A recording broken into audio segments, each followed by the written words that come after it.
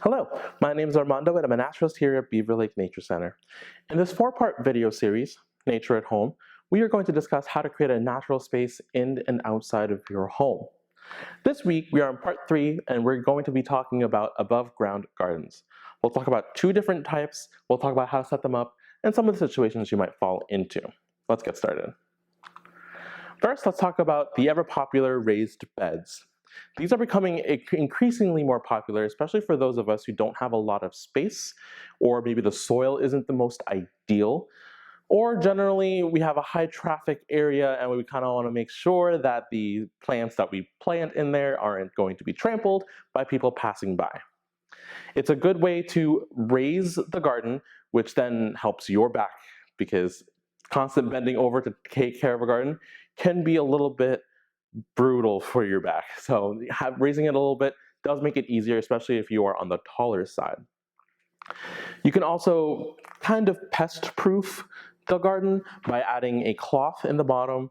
Usually you can get this at any garden center that will prevent weeds from growing from in the ground. You will have to maintain weeds that you don't want in the bed manually, but it's a good way to stop them from spreading underneath. And you can also put a fence around it, or you can use some plants that are very strong smelling. So marigolds are usually known to deter some pests, so that's a good sort of border plant to plant along the sides to make sure pests aren't getting into your garden. A lot of people will use raised beds for edibles, but you can also use ornamental plants in your raised beds as well. Now let's talk about container gardens briefly. These are a lot more versatile. Basically, you can put these in any spot you want, or say you have a little corner here that you might not have a lot of room for an actual garden, but you can put a couple of pots, that'll work. Or maybe you're thinking, I want to hang some plants. So not only are you adding some horizontal space for plants, but you're also thinking vertically. There's a lot more places you can put potted and contained plants. And the fun part about container gardening is that the containers can be made of virtually any material, which means it has a lot of different colors and textures and sheens and finishes, which means you can play a lot with the combination of what the plant looks like versus what the pot looks like and create a more aesthetically diverse garden. So let's talk about setting up our different container beds. So let's talk a little bit about sun first. Now, I don't know if you've noticed yet, but sun is incredibly important. It is one of the first things I talked about in the first video, second video, and now this one. The nice thing about these types of gardens is that you can place them anywhere, and with the container gardens, you can even move them throughout the day if you really needed to. The thing to think about with raised beds, though, is that once you have it situated, it becomes a little bit more difficult to move the raised bed, but it is definitely doable. And you don't really ruin the area underneath in terms of digging up the soil, but you will lose that little bit of patch of grass, if you will, if that's what you planted on originally. So it does take a little bit more work with a raised bed, but with container gardens, it's a little bit easier to be able to move your plants with the light. The nice thing about how movable these gardens are is that you can also move them to be closer to your access of water. Another thing to think about is that it doesn't take as much water in one sitting to water these to make sure that the soil is properly saturated, but it can also take a little bit more watering in terms of the amounts of times you need to water the plants within a given week. Because depending on the type of material that you're using for the containers and for the beds, water can easily leach out and dry out the soil a lot faster, which means you might have to water more frequently throughout the week, but it will take less water in one sitting to water them. Now let's talk a little bit about how to build the containers and how to build the raised beds. Let's start with the raised beds first. The very first thing you need to consider is the type of material you want to use for the raised bed. Most people go with the standard wood, and it's sort of a good go-to, partially because the wood will eventually decompose over time, and so it's not a harmful material, it's not a harmful substance for the environment. However, since it is an organic material, like I said, it will decompose over time. It might take a really long time, but that is something you'll have to think about in the future. So definitely consider getting wood that is a little bit more rot resistant, like a white oak or cedar, but the expense might be a little bit pricier in the first beginnings of your raised beds than, say, if you went with something that's a little bit cheaper. But in the long run, it'll live a little bit longer than a cheap wood that might not work as well or might rot faster. So some things to consider there. You can also use plastic, that's fine. However, some people might not want to use plastic, especially if you're using an edible garden, if you're growing an edible garden, I should say. And now there are more people using metal raised beds as well. Now, depending on how tall you want it, that will also factor in the cost. So definitely consider that when you are picking out the material and how big you want the garden. Now for containers, it's a little bit more diverse as well. A lot of people, one of the most popular types are either the plastic nursery pots that we normally get, those green or black ones, or terracotta. Now the only difference is that one of the things you need to think about when you're choosing the material you want for your pot is the water.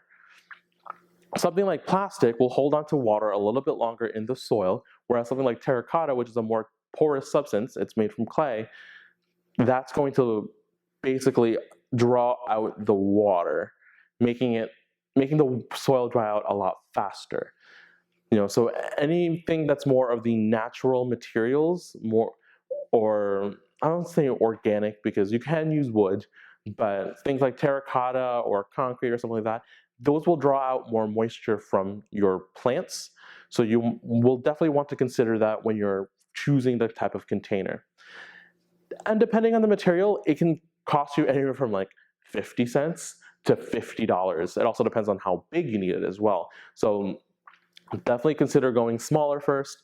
My recommendation also, especially if you have a pot that doesn't have a drainage hole in it, but you want to use it, just put the plant you have in its nursery pot right inside. You always want to make sure that the containers have drainage holes. Otherwise, you're basically keeping water in the soil, which then leads to root rot.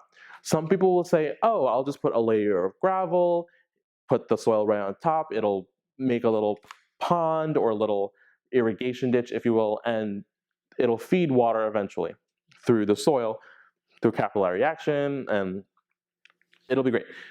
Not the case.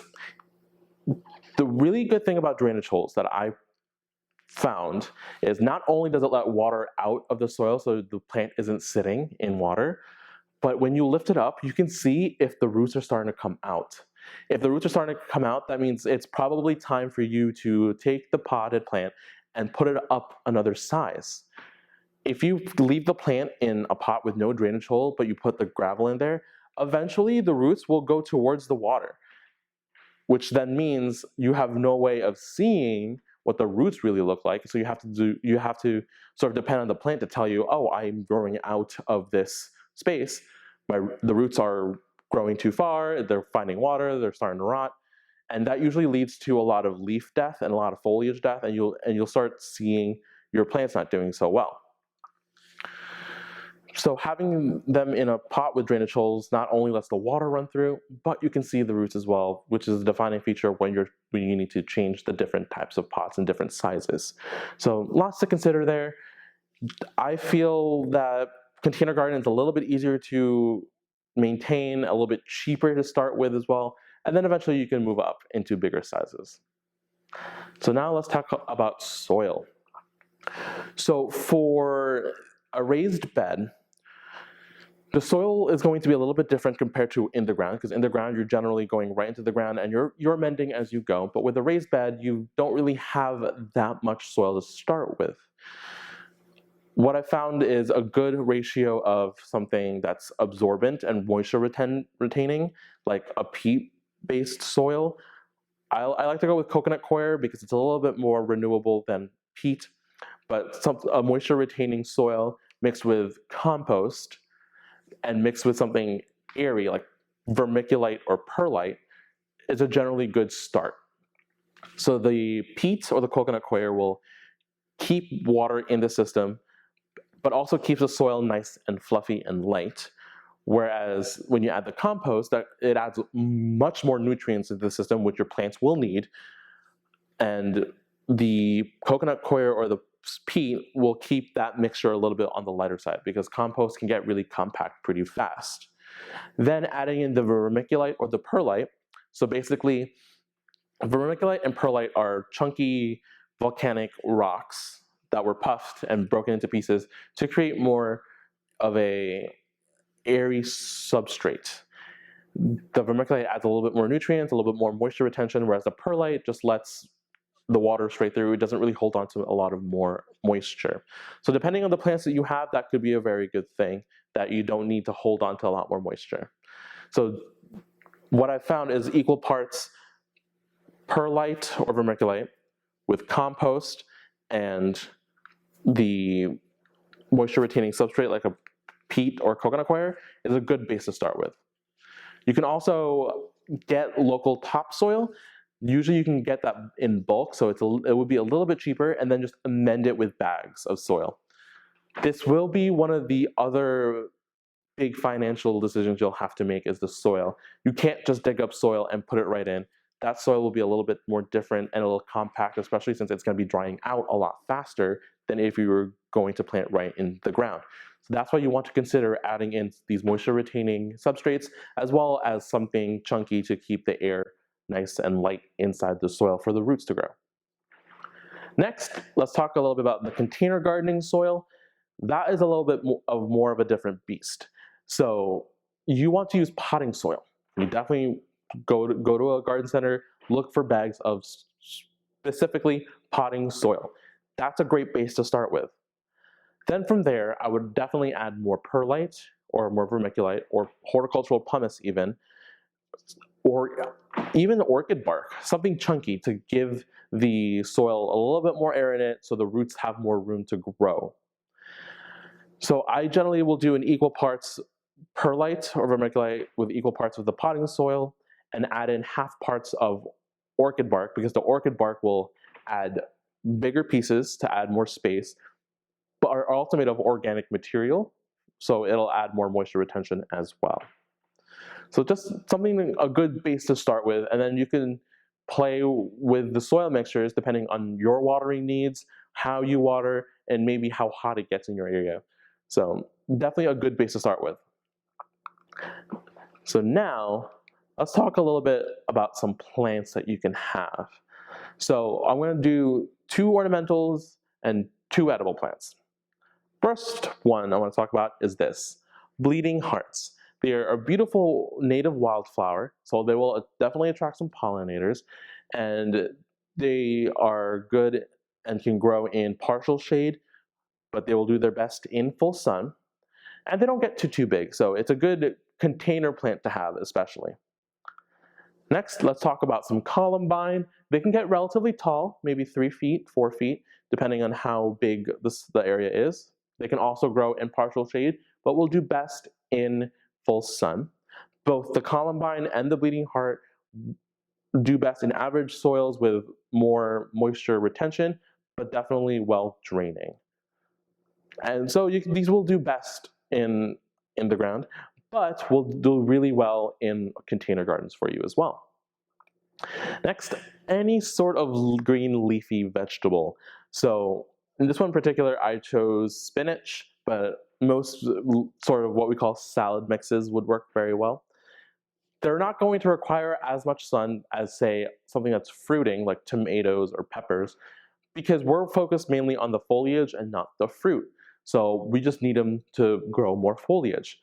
So these can do okay in shaded areas. They'll do better in partial shade with a little bit more sun. And obviously you can have them in full sun as well, but you will have to make sure that you are giving them enough water.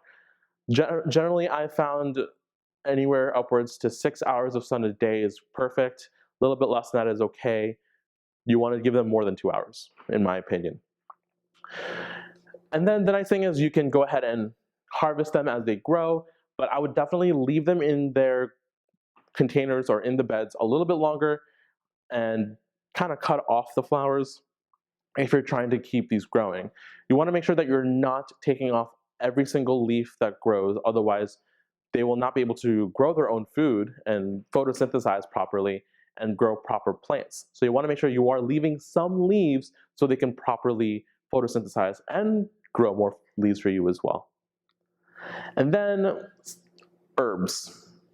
So for me, I've had the trickiest time growing herbs, partially because I would put a lot of herbs that grow in different climates together, and something would die just because I was not understanding how those herbs were growing. So this particular herb here is rosemary, one of my personal favorites. They are a Mediterranean plant, so they grow really well in areas that are a little bit more arid, so they don't need as much water, and even poor nutrient soils. They don't really need to be fed that often. And so I personally have rosemary with sage as well as lavender, and they grow in generally the same kinds of conditions. They will need a lot more sun. I have these growing in about 6 to 8 hours of full sun on my personal southwest facing balcony. So they get a lot of sun and they don't get a lot of water. The only way I usually water these is if it's naturally going to rain. I'll let the rain water them for me. But if we're going through weeks and weeks without water, I will notice some of the leaves start to droop a little bit. That's when I'll add just a little bit of water because they don't need that much. Rosemary in particular are evergreen. And I know that in more arid climates, they will grow like a weed. I know in places like Arizona, you can see them growing everywhere. But then you get herbs like basil, parsley, those kinds of sort of more tender leaf varieties of herbs. Those will need a lot more water, but they will also need a lot of sun. So it's trying to find a good mixture of herbs that you can grow with the conditions you can give it. And make sure you're putting them together in the correct environments. Think about where they naturally grow. And a good way to do that is, one, you can go ahead and look up on the internet where those plants are naturally from, or you can even look at their morphology, like how the leaves feel. Are they thick and woody? Do the stems get really thick and woody? Are the leaves have a waxy cuticle to them? Are they like thick? So they'll hold more water, or are they really, really thin and fine and bruise easily like a basil? You know, kind of keeping the plants with the same similar morphologies will help you in the long run if you're putting them in containers. All right, so we talked about all the different ways we can plant a garden outside, both in the ground and above the ground. And now, next week, we're going to talk about a sort of creating a garden within your space. If you're anything like me, like I said before, I live in Syracuse City. Don't have a lot of outdoor space. I have a couple of balconies, which is great, so I do some container gardening. But for me, the way that I created my natural space was more of an indoor houseplant garden. So we'll talk about how to properly pick plants. We'll talk about the different methods of growing these plants, how to make sure that they're getting the right nutrients, the right amount of sun, water, all that jazz. And we'll see you next week. Bye.